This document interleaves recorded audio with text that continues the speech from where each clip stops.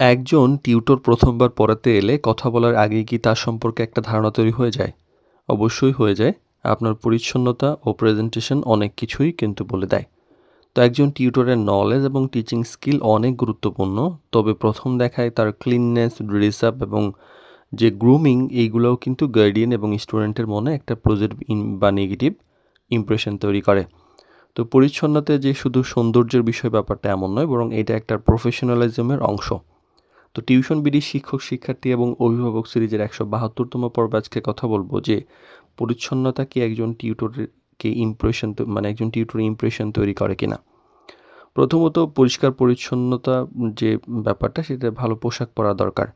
দামি বা খুব যে ফ্যাশনেবল পোশাক পরার দরকার এরকম কিন্তু না, বরং পরিষ্কার পরিপাটি এবং পরিবেশের উপযোগী পোশাকই একজন টিউটরের প্রফেশনাল লুক তৈরি করে।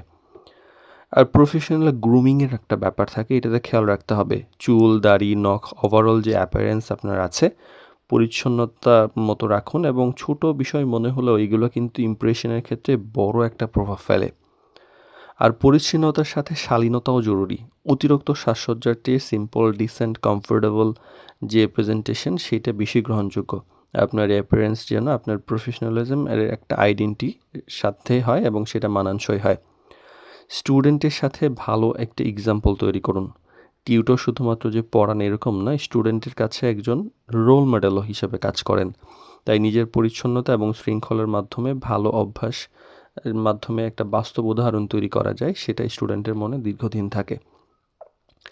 আর অ্যাপিয়ারেন্সের পাশাপাশি কিন্তু আপনার আচরণও গুরুত্বপূর্ণ। পরিচ্ছন্নতা একটা ব্যাপার যেটা প্রথম ইমপ্রেশন তৈরি করতে পারে, কিন্তু সেটা ধরে রাখার জন্য আপনার ব্যবহার, সমন্বয়বর্তিতা, আপনার শুদ্ধ ভাষা, টিচিং কোয়ালিটি সব কিছুই একসাথে কাজ করে। তাই লুকের পাশাপাশি প্রফেশনালিজমের যে বিহেভিয়ার আছে সেটাও সমানভাবে গুরুত্বপূর্ণ।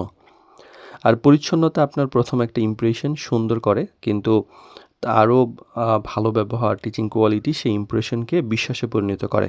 একজন প্রফেশনাল টিউটরের পরিচয় যে তাই শুধু তার পড়ানোর দক্ষতা নয়, বরং পুরো প্রেজেন্টেশনের উপর প্রকাশ পায়।